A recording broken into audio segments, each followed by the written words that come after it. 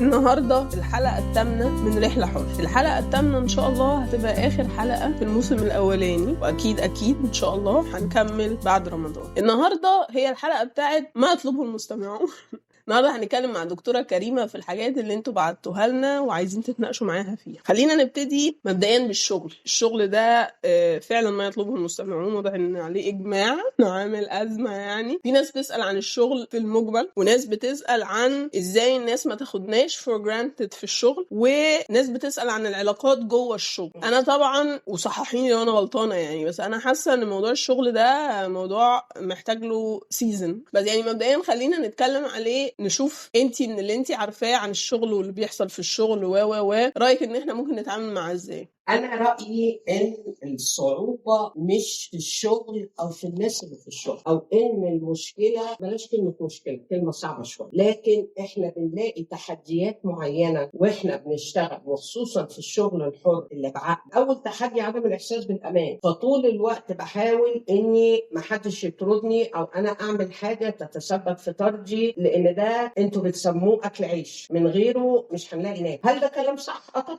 لكن ممكن جدا اكل العيش ده ما تلحقيش تاكليه لو مرضنا، لو عيينا، لو الضغوط زادت، لو الكورتيزول اللي هو هرمون التوتر والقلق عالي. طيب اذا التحدي اللي في الشغل، الناس اللي في الشغل، لا، انا اللي بقدر ابعت رساله محدده. الرساله المحدده ان بيني وبينكم تعاقد objective 100%، في job description، في معايير للعمل المطلوب مني. بس الحقيقه يا كريمه انا عايزه احافظ على الشغل. اصل بيجيني ساعات زياده، بنسهر، بنطبق مشروع عايز ينتهي، بيبر عايزه تخلص، تمام، لكن نحط في الاعتبار ان اي حاجه زياده عن التعاقد يا اما اجازه نعوض بيها او فلوس مقابل مادي. اذا كنا محددين، لا انا عايزه اشتغل من غير ما اعرفهم انا ايه، لحسن يقولوا لي امشي، اوكي انا برضو هقول اوكي. طب ازاي؟ لغايه لما تلاقي البديل. لما تلاقي البديل بالمواصفات، بالسي في بتاعتك او البورتفوليو بتاعك، امشي. ما احنا الشجر، على راي كندا، انت دايما تقولي لي احنا بالشجره، خلينا نتنقل.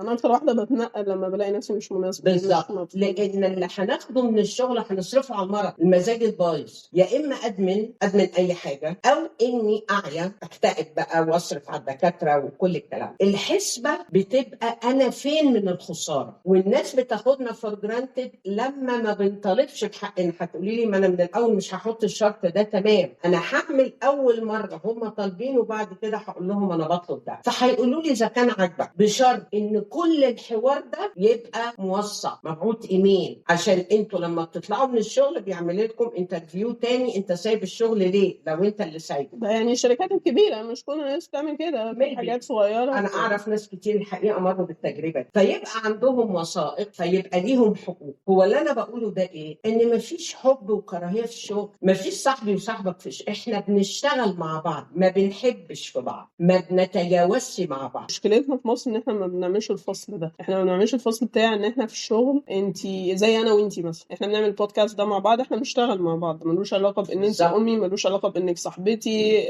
وهكذا. صحيح. احنا ما بنعرفش نفصل بين ان احنا صحاب، بس احنا بنشتغل مع بعض دلوقتي، ده ملوش علاقه بالصحوبيه خالص. احنا ممكن نفجر بعض دلوقتي في الميتنج، بس احنا بعد الشغل عندنا عشاء، رايحين نتعشى مع بعض، ولا رايحين نتشقلب، ولا نعمل اي حاجه. ده حاجه وده حاجه. احنا ما بنعملش ده، يعني احنا عشان الصحوبيه بنتراجع. وجزء كبير انا ما عنديش مانع ان الاصحاب، ان زمايل العمل يطلعوا يشربوا شاي مع بعض، ما يحكوش عن حياتهم الشخصيه لبعض. اشك في كل الناس؟ انا ما بشكش، بس كمان بحمي روحي. كونسبت الحمايه الذاتيه كونسبت مهم جدا يا بنتي. يعني ايه افضل احكي على حياتي وجوزي ومراتي وعيالي؟ ليه؟ انا عايز الناس تتعاطف معايا؟ لا، انا هقول لك ليه. عشان احنا تقريبا بنقضي، واحنا دايما بنضحك مع بعض في الشغل على ده، ان احنا طول الوقت بنقضي 3/4 اليوم احنا بنقضي 3/4 الاسبوع مع الناس اللي في الشغل. انت ما بتشوفيش اهلك. يعني انت بتشتغلي مثلا، لو قلنا في العادي من 9 ل 5، اوكي، الشغلانه العاديه، ودي يعني اشك ان ناس كتير بتعمل ان الناس بتشتغل قبل 9 وبعد 5، بس يعني ما علينا، تجاوزا من 9 ل 5 لو حسبتيها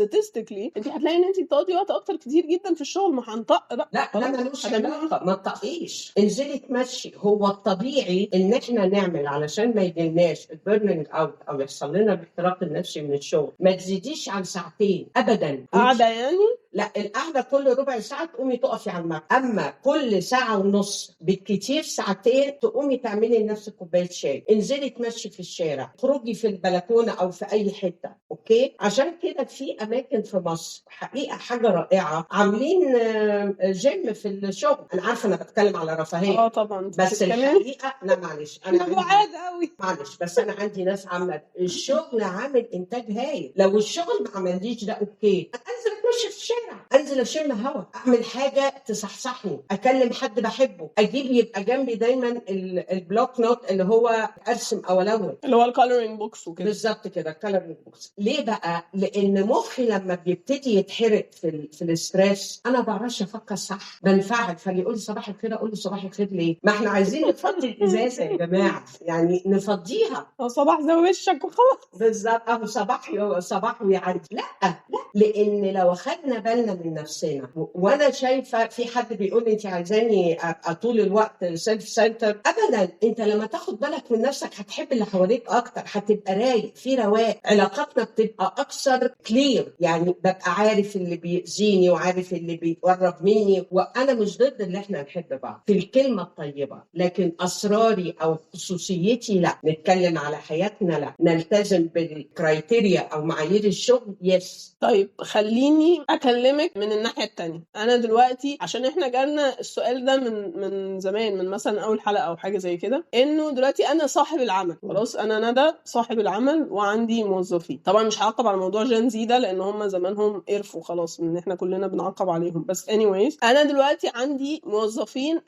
مش حاسين بنفسهم، بس قصدي انه هم ما عندهمش قابليه خالص يشتغلوا للشغل. بمعنى انه انا شايف ان هم مثلا مش عايزين يقعدوا نص ساعه زياده، او ان هم قاعدين 3/4 الوقت بيعملوا حاجه مش دي المطلوبه، او ان هم امكانياتهم مش هي اللي انا كنت متوقعها منه، او مش مثلا وانا ببص على السي في هو متخرج من الجامعه الفلانيه او كده، فانا مش شايف ان هو بيديني ده، وهو مش مقدم بما معناه انا مش عارفه ابقى صاحبه شغل خالص. يعني هو مش بالروح بالدم نفديك يا شغل زي بتوع التسعينات او الجيل الاخضر بتاعي او فهو متضايق او هي متضايقه او انا كندى متضايقه انه الناس دي مش شغاله بالروح بالدم، او حتى انا مش بطلب منهم يشتغلوا بالروح بالدم، بس بطلب منهم يركزوا. انا دلوقتي انت شغال معايا من 9 ل 5، ركز في اللي احنا بنعمله، ما تقعدش 10 ساعات ضيع وقت في تاسك بتاخد 10 دقايق علشان تمط في الوقت عشان تروح. يعني مفيش اونرشيب. ايوه هي دي الكلمه اللي انا بحاول اوصل لها، مفيش اونرشيب للمشروع ده. انا هتكلم عن شغلتي، يعني المشروع الفلاني ده، فانا خلاص موظف وبرمي لك التاسك وخلصنا. ممكن تتعامل معاه زي انا كصاحب عمل مثلا. اولا انت كصاحب عمل عندك 3 شهور بتشوف الموظف اللي عندك وبتقبل السي في بتاعه. اهم حاجه في السي في ده رايي المهارات، مش الجامعه، مش سنين المعرفه، لان السنين اللي هي بيسموها خبره، سنين الخبره ما هياش كفايه. الاداء هو ده الانتاج اللي بيطلع. فلما تيجي تحاسب الموظف بتاعك، وانا شايفه 3 شهور كتير قوي الحقيقه، هو كفايه قوي شهر او شهرين. لا 3 شهور معقول. اذا كان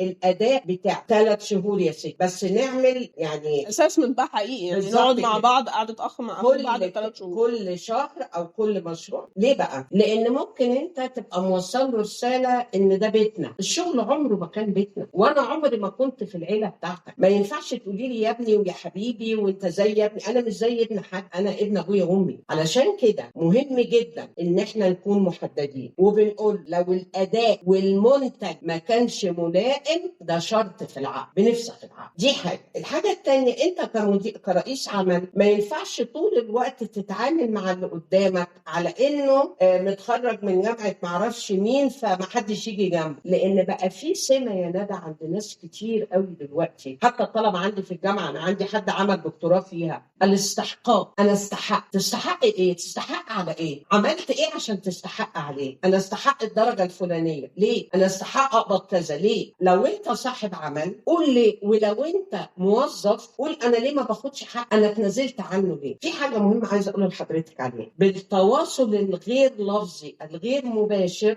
احنا بنوصل انا لما بفوت للي قدامي هو بيستقبل مني ان انا اي كلام، ان انا بفوت في حقي. ما هو كلمه بفوت دي احنا قلناها قبل كده، اني انا مش فارق معايا، انا فارق معايا رضاه. طب ورضاي انا عن نفسي؟ اذا الاستحقاق كلمه سلبيه، تستحق بناء على انجاز او انتاج. حقك صح بناء على انتاج. انا كموظف انا قدمت ده في 10 ساعات بدل ال8 ساعات، انا هاخد ايه؟ مره واثنين وثلاثه ما خدتش، تكون بتدور على شغل تاني وتمشي. واهم حاجه انك تسيب شغلك هو الجو العام في العمل، لان ممكن تبقي في شغلانه تاخدي فيها مش عارفه $300,000 وبترجعي لا بتشوفي ولا بتسمعي، شغلانه تانيه بتاخدي فيها 10 20,000 30,000 جنيه وبترجع سعيده ورايحه تتمشي وبتروحي سينما وبتخرجي مع اصحابك. الفرق سيفنج في العلاج. وانا عارفه ان انت تعرضتي لحاجه زي كده، انه مش الفلوس مهمه جدا، لكن مرضي اهم، عكننتي اهم، الحياه. اخر حاجه هقولها لك، احنا محتاجين نحدد احنا بنعيش عشان نشتغل ولا بنشتغل عشان نعيش. اوبا، دي البيضه ولا الفرخه؟ لا لا لا، دي مش ده البيضه موضوع ولا كبير. لا ده مش البيضه ولا الفرخه خالص. احنا بنعيش عشان نشتغل، عمالين نلم فلوس. هنعمل بيها ايه بقى؟ بالظبط. وامتى برضه؟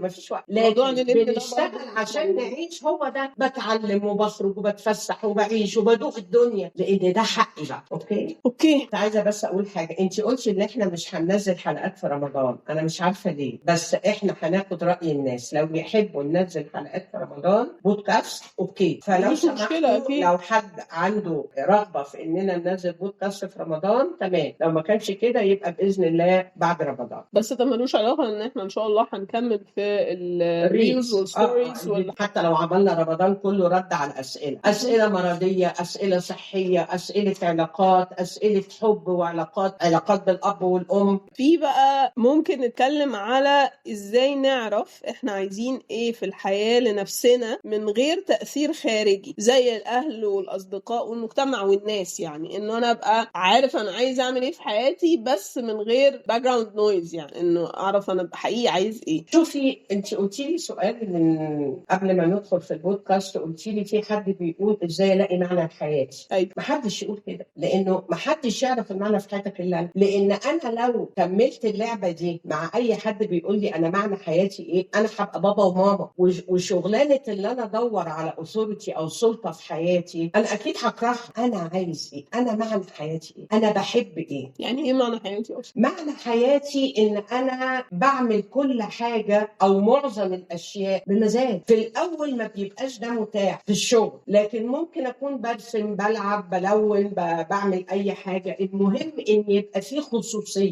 اللي يهمني اشتغل، اجيب فلوس، اعيش حياتي. لما تيجي تقولي لي ايه معنى حياتي، انت لا، انت او اي حد في الدنيا عارف الدكتور، المهندس، المعلم، بواب بتاع العماره. انا بالنسبه لي اهم حاجه في الكلام ده هو انه اعيش حياتي هو المعنى الحقيقي. يعني قصدي انه معنى حياتي ده مش لازم ان انا في الاخر اطلع على السير مجدي يعقوب، مش هغير العالم. يعني يكفيني فخرا ان انا حد يصبح عليا تصبيحه حلوه الصبح. المعنى في اعتقادي مش ان احنا هنقطع نفسنا او هنوصل للقمر او كده، انه ان احنا نعيش ما نبقاش نعيش يعني بسهولة يا بنتي. يعني ازاي تبقى الحكاية سهلة؟ مش كل حاجة ابقى اوفر ثينكينج، مش كل حاجة ابقى عمالة اعقد فيها وجاية ومش جاية. واكتر حاجة اتصور حاجتين بيعطلونا عن اننا نبقى مرتاحين عن نفسنا: مشاعر الذنب، يا ريتني ما كنتش قلت، او يا ريتني كنت قلت. في الحالتين يعني انا غلطان. الحاجة التانية مش بس مشاعر الذنب، انا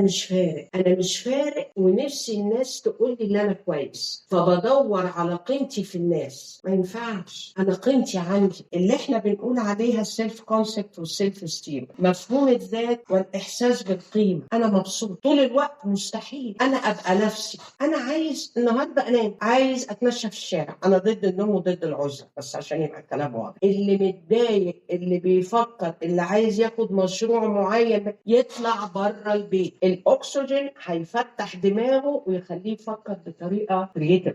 لو رجعنا لمرجوعنا هقولك برضو احنا اتكلمنا عن المعنى اكتر. ازاي اعيش حياتي، اختار اختياراتي بالطريقة اللي انا عايزاها كندى. فور اكزامبل، انا عايزه ابقى يهوديه، انا عايزه ابقى بوذيه، انا معرفش ايه، بس انا مولوده مسلمه. الناس هتعمل فيا ايه لو انا غيرت ده؟ مثلا في الدين، وده موضوع شائك جدا. في الشغل مثلا، ان انا دلوقتي انا مهندسه معماريه ومعرفش ايه وبتاع وحاجات زي كده، بس انا في الاخر عايزه ارمي كل ده. مش هرميه، بس يعني خلاص قررت انه لا، انا عندي باشن اكتر ناحيه الفن ده بقى بينتينجز، فن رقاصه، ايا كان اي نوع من انواع الفن مخنوق، بس الناس بتقولي لا ده عيب، ده حرام كده، وازاي تضيعي كل اللي انت عملتيه and so on and so forth. فهو الفكرة انه ازاي انا اعمل مش بلوك بس اعمل بافر، يعني اقفل هذه الاصوات واعمل اللي انا عايزه اعمله في حياتي انا، لان انا اللي هعيشها في الاخر. هي الناس دي بتقول لك كده ليه؟ لان انت بتساليها او بتعرف اخبارك، ما لا تسكتش. مش كل الناس بتسأليها، في ناس بتتفضل مشكورة من غير ما تسأليها ليه طبعا. تتفضل مشكور؟ يعني مثلا شو زي ما حد يقول لك انت ما اتجوزتيش لغايه دلوقتي ليه؟ بتتقالي كتير جدا،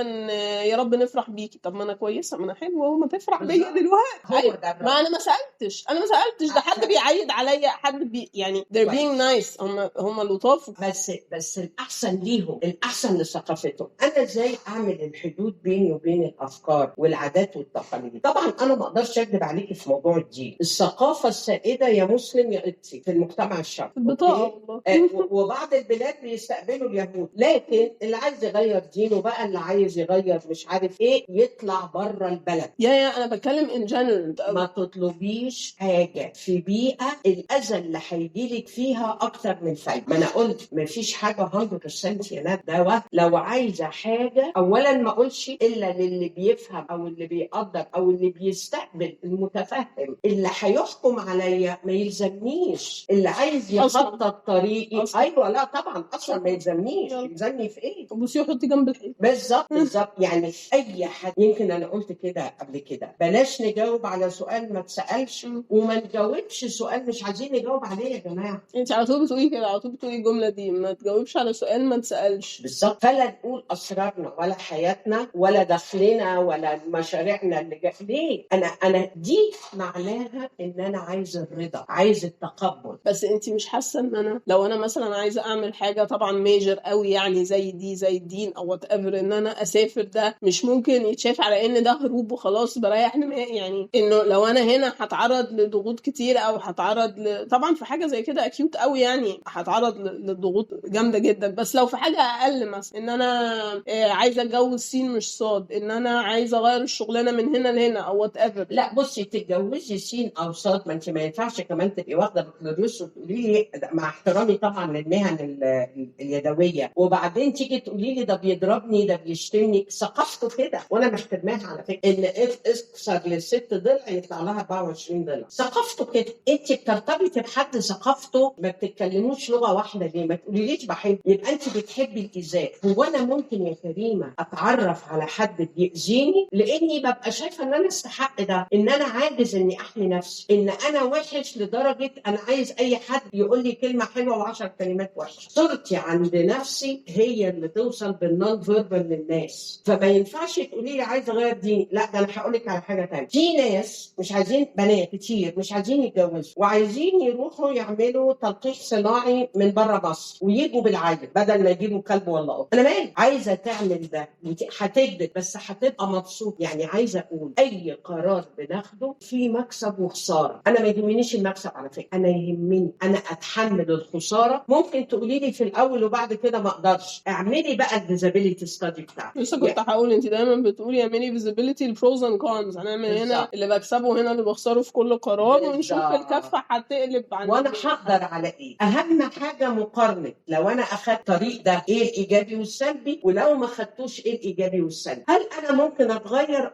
انا قلت قبل كده احنا بنعيش حيوات كتير. طب وقتها وقت الله يعين الله. ما ينفعش ابدا ان انا طول الوقت ابقى عايزه ابقى صح. انا داخل تجربه وعملت الدراسه بتاعتي زي اي مشروع، بنعمل معادل المخاطره. معنى كده اللي احنا هنرجع تاني للي قلناه يا ندى، ما ينفعش ناخد قرار مشاعري عاطفي، ناخد قرار بطريقه عقلانيه اوبجكتيف، علشان الخساره بتبقى اوبجكت ماده. لكن المشاعر دي بتروح وتيجي. مفيش حاجه اسمها بحبك انا قررت كذا فابقى مندفع. ما ينفعش، عشان انا ما استحقش الالم اللي ممكن يجي لي بناء مش عشان القرار صح وغلط، عشان انا هتاذي. الالم اللي ممكن يجي. يعني لو انا دلوقتي في وسط العصبيه، في وسط العياط، في وسط مش عارف ايه، وعايزه اعمل اكشن دلوقتي، يعني انا دلوقتي حد مستقل خلاص، ده اخرين تمام، امشي اقدم استقالتي ولا امشي اروح اتمشى في الشارع؟ تخرجي من المكان. ايوه تخرجي من واحد ومراته اتخانقتوا، اطلع بره البيت او اطلعي بره البيت. خلي الراجل يطلع بره البيت اكتر، لانه هيبقى اكثر في العقلانيه. الست لو طلعت بره البيت احساسها بالوجع والخساره اعلى. وبعدين نتكلم في الجندر. يعني الحاجه تانية لو سمحت، ممنوع اي قرار في انفعال، ممنوع، لان ربنا خلق نصفين كرويين، نص مسؤول عن المشاعر اللي هو السمباثيك، ونص مسؤول عن العقلانيه. لما بكون منفعل العقلانيه بتقفل. فاحنا دلوقتي انا لو خرجت بره البيت، لو نزلت من المكتب، لو هتعدي الموقف بعد كده تاخدي قرار، ممكن استقيل ايفنتشلي وتعملي ديزابيلتي بس ستادي. بالظبط، مفيش بس قرار ابقى قادره اعملها.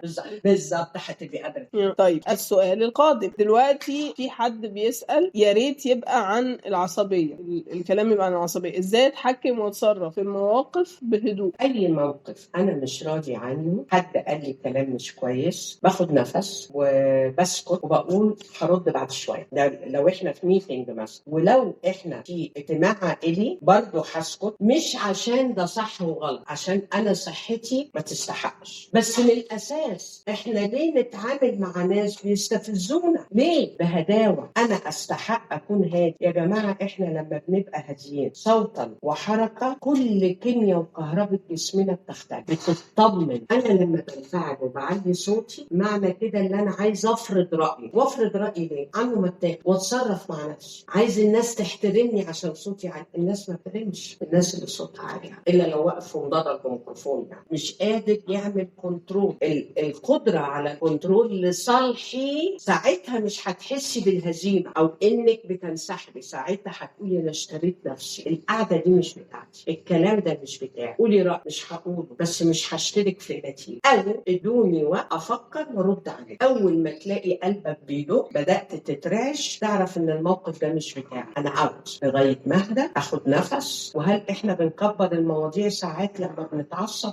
امتى بنكبر المواضيع؟ لما بتعامل بشكل بيرسونال، ان النقد اللي بيتقال فيا ولا بيتقال في عملي. التوحد بين شغلي ونفسي دي فكره محتاجين فعلا اعاده نظر فيها. انا بنقد انتاجي او عملي. هل انا متخصص؟ هسمعك. لو مش متخصص في الباسكت ولا يفرق معايا مين ده اللي بيقول رايه. كل واحد بياخد من اللي قدامه اللي هو قرر ياخد، مش اللي تاني عايز يدخله فيه. اوكي؟ آخر حاجة النهاردة، الإحساس بالذنب لما بتحاولي تاخدي حق. الإحساس بالذنب لما بتبتدي تاخدي حقك، لأن إحنا بنتربى إن تسامحي ومات، ما اللي قدامك كبير أو اللي قدامك متعصب أو اللي قدامك كذا. هنا هنرجع للي قلناه من شوية، إن اللي بيعمل لي حاجة وأنا برد عليه، طريقة الرد هنا ما تخليكيش تحسي بالذنب. أنا مع إنك تقولي أنا هقدر ده، لأن الإحساس بالذنب ليه علاقة بالخطأ. لو أنا متسامح مع نفسي، وماله لما أعمل حاجة الناس مش متوقعاها، هعرف أقبل ده مع الناس وأقول ومال أديني قلت. إيه المشكلة؟ إيه المشكلة؟ واعتذر. ثقافة الاعتذار حاجة في منتهى الجمال. أنا آسف، حقك عليا. كله بيروح، كله بيروح. حقك عليا، أنا ما كنتش أقصد. المرة الجاية هاخد بالي. مهما كانت العلاقة، أنا وأنتي كبنتي أو أنتي وأنا أو